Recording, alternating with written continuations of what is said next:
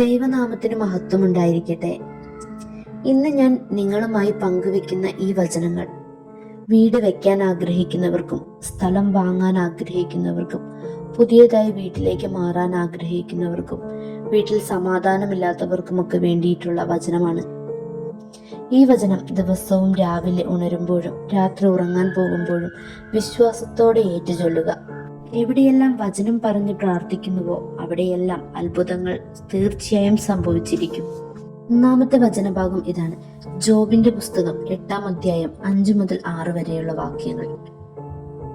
നീ ദൈവത്തെ അന്വേഷിക്കുകയും സർവശക്തനോട് കേണപേക്ഷിക്കുകയും ചെയ്താൽ, നീ നിർമ്മലനും നീതിനിഷ്ഠനുമെങ്കിൽ അവിടുന്ന് നിശ്ചയമായും നിനക്ക് വേണ്ടി ഉണർന്നെഴുന്നേൽക്കും. നിനക്ക് അവകാശപ്പെട്ട ഭവനം അവിടുന്ന് നിനക്ക് സമ്മാനിക്കും. രണ്ടാമത്തെ വചനം സങ്കീർത്തനം 121 1-2. പർവ്വതങ്ങളിലേക്ക് ഞാൻ കണ്ണുകൾ ഉയർത്തുന്നു. എനിക്ക് സഹായം എവിടെ നിന്ന് വരും? എനിക്ക് സഹായം കർത്താവിൽ നിന്ന് വരുന്നു, ആകാശവും ഭൂമിയും സൃഷ്ടിച്ച കർത്താവിൽ നിന്ന്. ഈ വചനങ്ങളിലൂടെ ഭവനമില്ലാതെ വിഷമിക്കുന്നവരെ ദൈവം അനുഗ്രഹിക്കട്ടെ. ഒരുപാട് അത്ഭുതങ്ങൾ സംഭവിക്കട്ടെ. ആമീൻ.